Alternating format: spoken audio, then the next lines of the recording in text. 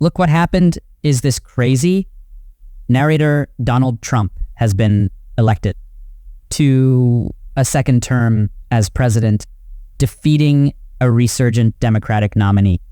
And Vice President Kamala Harris, people are unhappy with the direction of the country, and they wanted a change. They wanted something different, and Trump was that something different. Narrator Trump, who was nearly cast aside by his own party following the January 6th, the Capitol riot, is the first felon to become president-elect. Guilty on all 34 felony counts.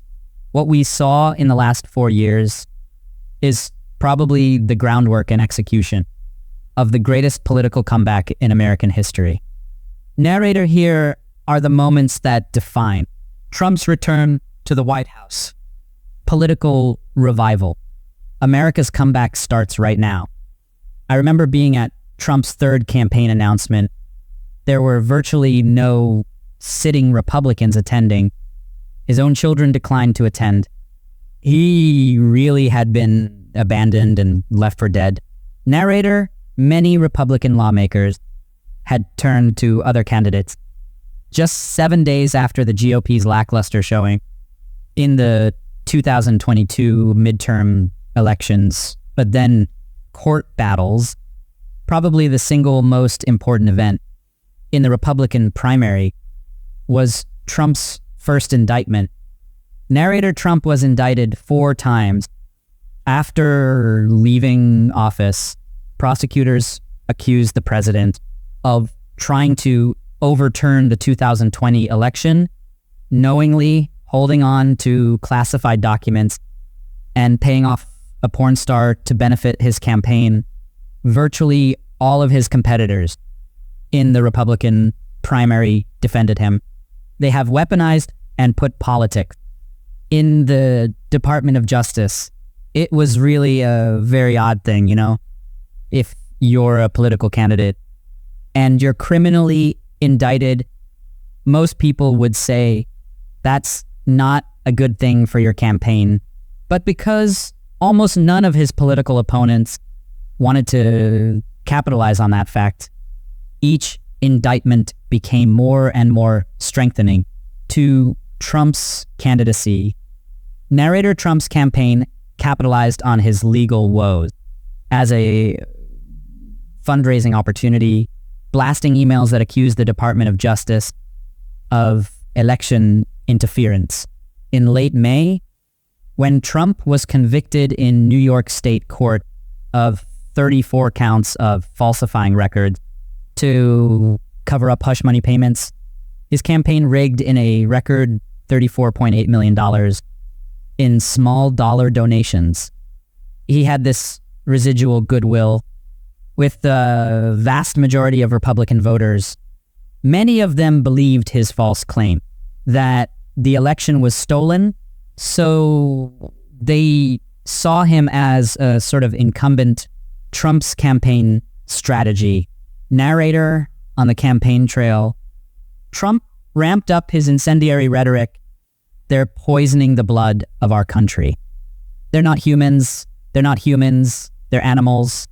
We don't need another low IQ person.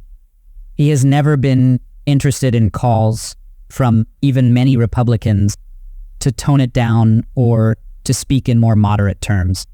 Trump believes that this is rhetoric that appeals to his voters.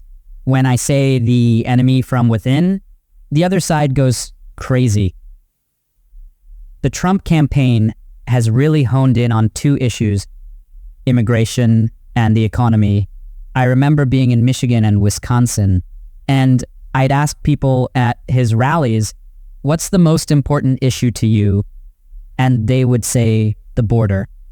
Trump was very effective in getting that message across to voters and making them fear migrants. They're eating the dogs, the people that came in. They're eating the cats. They're eating the pets. Trump's previous campaigns were sort of marked by this sense of disarray and disorganization. The ground game, as we call it, where they go and knock on doors and hand out pamphlets and physically go out there and get teams moving, it always paled in comparison to Democrats. An important factor in Trump's political success in 2024 was that he ran a much more professionalized and strategic campaign. What they wanted to do was focus on the tiny group of undecided voters. They call them persuadables, and go to those people, food for everyone, because that's really where the effort should be put, not just blindly knocking on people's doors and saying, hey, please vote for Donald Trump. Narrator after the Republican primary, Biden-Trump debate and assassination attempt. Trump's team laid the groundwork for a tough battle in November. The former president maintained a sizable lead in the polls over Joe Biden as voters grappled with the sitting president's age. And then in late June, if we finally beat Medicare, moderator, thank you, President Biden. President Trump? Well, he's right. He did beat Medicare. He beat it to death. One of the most astonishing events to come out of this election was the debate between Joe Biden and Donald Trump. The next 2 weeks after that, the Trump campaign did something very unconventional.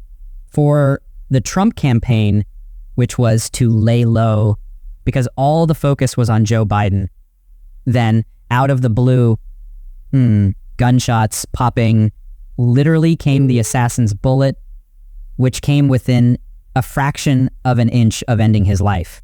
Narrator, just days after the assassination attempt, Trump made a triumphant comeback at the Republican National Convention in Milwaukee. Supporter, you will not take this man down. So the Trump campaign, they decided they were going to go all in on this strategy of juicing their base, driving up turnout from unexpected and new parts of the electorate. Obviously, everything changed. Once Vice President Harris was the nominee, Harris resurgence. I know, Donald Trump's type. Not only was there enormous enthusiasm, suddenly on the Democratic side, something that we had not seen for Joe Biden, but also the Trump campaign, which had been so disciplined up until this point, was so worried that Trump would hurt his advantage. He was angry, he went off message, and he started to say things in the early days that they did not want him saying. And she was only promoting Indian heritage. I didn't know she was black until a number of years ago. When she happened to turn black, and now she wants to be known as black, narrator Trump scaled up his campaign appearances in a bid to counter Harris' rise. He adopted a busier schedule in battleground states with your auto industry. So goes Michigan. I mean, it's a big deal. Narrator, he was interviewed on podcasts and YouTube channels. That's down and dirty, right? Narrator, he campaigned alongside billionaire Elon Musk. Take over, Elon. Just take over. Narrator, in the final stretch before Election Day, Trump stuck with his off-the-cuff brand of politics. Never touched by a human hand. Nice and clean. Narrator, and continued to attack Harris on one of her key liabilities. As the so-called border czar, the person in charge of our border, Kamala, immigration has been his signature issue. We've seen more and more Americans come around to Trump's point of view on the issue of the border. People are fed up. They feel that nothing's been done, that the border is in chaos, and that tough action is needed to address it. Path to victory. Narrator, as president, Trump has proposed sweeping tariffs on foreign imports, hardening U.S. borders, and deporting millions of immigrants living in the country illegally. This is really an important moment, definitely for Democrats, but for the country in general. Despite all these things that normally would overshadow a candidacy, in his case, propped him up and got him through to victory again. Kamala Harris also did him some favors by not really distinguishing herself from the administration she was a part of. Once he was able to remind people that she was essentially the incumbent that she was part of a status quo that people didn't like, and that he represented a departure from that status quo, he was able to successfully convince people that if they wanted something different, he was that change